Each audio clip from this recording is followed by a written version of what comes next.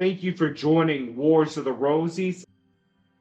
And this is Winter, the Great Conservator by Soror Elsa F.R.C. An article from Rosicrucian Digest, Volume 16, Number 1, February 1938. Winter, the Great Conservator by Soror Elsa F.R.C. Who thinks of winter as the preparatory stage of spring, as the promoter of happiness and success? It is one of the most abused seasons in that its mission is not fully understood. So plain and unsightly, stripped of gaiety of former seasons. Somewhat serious and stern, we forget its great responsibilities.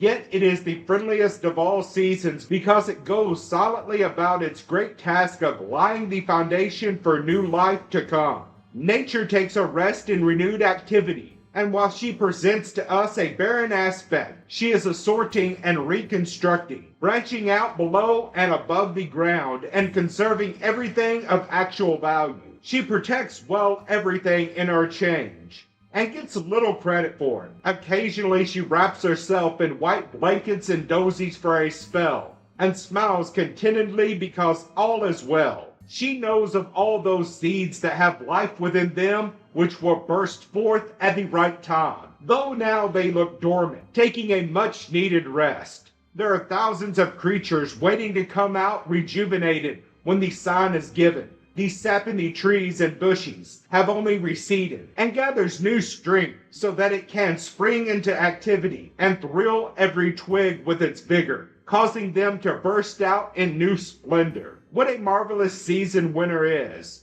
So gracious in its patient, loving activity, not working for today but for tomorrow.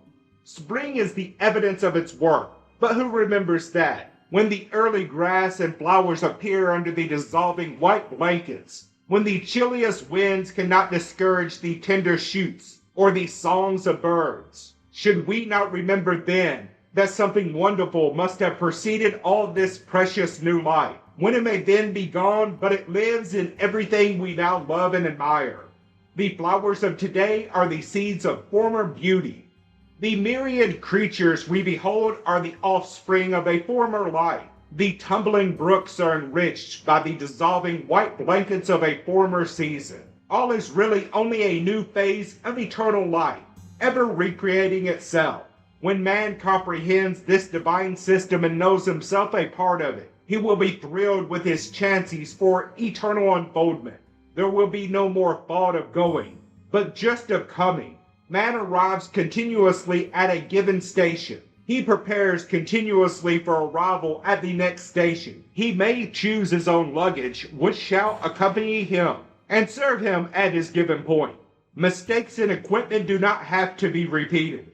In fact, they serve enabling us wisely to make a more careful selection. Life viewed as a great preparation for future events becomes exhilarating and full of interesting purpose. One sows his own seeds and reaps his own fruits. There is justice and wisdom apparent everywhere. To keep within eternal laws assures safety and progress. We may herald spring as the great resurrection season, but we may not forget that spring can only bring what the prudence of winter could preserve for future unfoldment, and that man does not make his own destiny. Ye shall know them by their fruits. Do men gather grapes of thorns or figs of thistles? Even so.